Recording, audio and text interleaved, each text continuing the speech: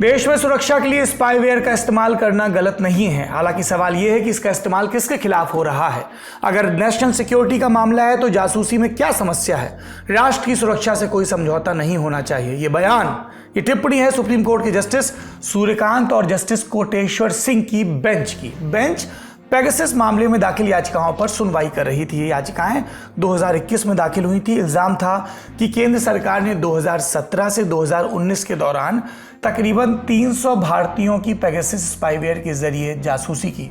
इसमें पत्रकार, वकील, सामाजिक कार्यकर्ता, पक्ष विपक्ष के नेता और बिजनेसमैन शामिल थे। बेंच की टिप्पणी से पहले याचिकाकर्ताओं की तरफ से सवाल उठा। सीनियर एडवोकेट दिनेश द्विवेदी ने पूछा, क्या सरकार के पास पेगासस था और क्या वो इसका इस्तेमाल कर रही थी। दरअसल इन याचिकाओं के बाद सुप्रीम कोर्ट ने इस मामले को देखने के लिए कमेटी बनाई थी। उसने अपनी रिपोर्ट में कहा था कि पेगासस इस्तेमाल के सबूत नहीं मिले हैं उन फोन्स ने जिनका कमेटी ने एग्जामिनेशन किया।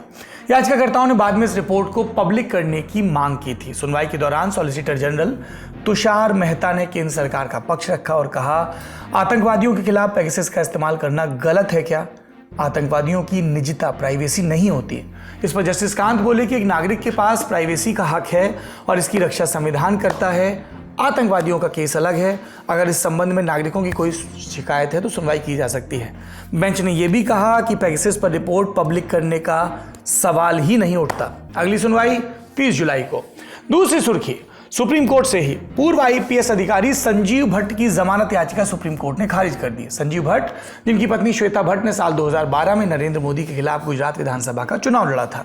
भट्ट हिरासत में हुई मौत के एक मामले में उम्र कैद की सजा काट रहे हैं। उन्हें इस सजा को सस्पेंड करने के लिए वो पहुंचे थे कोर्ट। जस्टिस विक्रमनाथ और जस्टिस संदीप मेहता की बेंच ने कहा, हम संजीव भट्ट को बेल देने के इच्छुक नहीं है।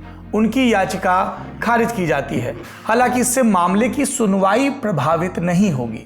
ये मामला तकरीबन 35 साल पुराना है। उस वक्त संजीव भट्ट गुजरात के जामनगर में अतिरिक्त पुलिस अधीक्षक थे। 30 अक्टूबर 1990 को भाजपा और विश्व हिंदू परिषद के भारत बंद के आह्वान के बाद जामनगर में दंगे हुए। इस दौरान पुलिस ने करीब 133 लोगों को हिरासत में लिया। इनमें से एक थे प्रभुदास वैष्णानी। रिहाई के बाद 18 नवंबर 1990 को अस्पताल में उनकी मृत्यु हो गई। उनके भाई अमृत लाल ने संजीव भट्ट समेत 7 पुलिसकर्मियों के खिलाफ टॉर्चर के आरोप लगाए। 1995 में भट्ट और अन्य पुलिसकर्मियों के खिलाफ हिरासत में मौत का मामला दर्ज हुआ। इसमें 2 सब इंस्पेक्टर और 3 कांस्टेबल भी शामिल थे। जामनगर की सेशन कोर्ट ने भट्ट और एक अन्य पुलिसकर्मी को दोषी ठहराया, उम्र कैद की सजा दी। इसको लेकर भट्ट पहुंचे गुजरात हाई कोर्ट। वहां अपील में क्या हुआ, कोर्ट ने जनवरी 2024 में अपील खारिज की, सजा बरकरार रखी और इसके बाद संजीव भट्ट ने सुप्रीम कोर्ट का रुख किया। अगस्त 2024 में सुप्रीम कोर्ट ने गुजरात सरकार को नोटिस भी जारी किए। सजा निलंबन के मुद्दे पर सुनवाई के बाद फैसला सुरक्षित रखा। तीसरी सुर्खी, इसमें हम बात करेंगे कनाडा में हुए चुनाव की, जहां चौंकाने वाले नतीजे आए।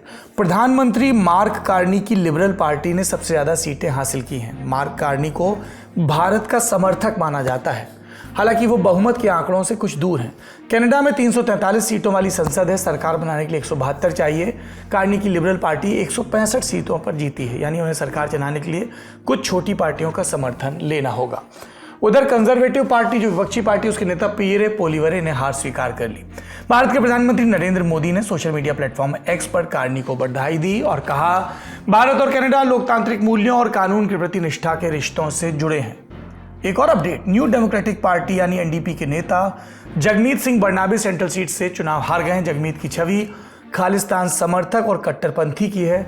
उन्होंने हार स्वीकार की और एनडीपी के नेता के तौर पर भी इस्तीफा दिया। उनकी पार्टी 7 सीटों पर आगे है। इन चुनाव पर अमेरिकी राष्ट्रपति डोनाल्ड ट्रंप के टैरिफ और ट्रेड वॉर की भी छाप दिखाई दी।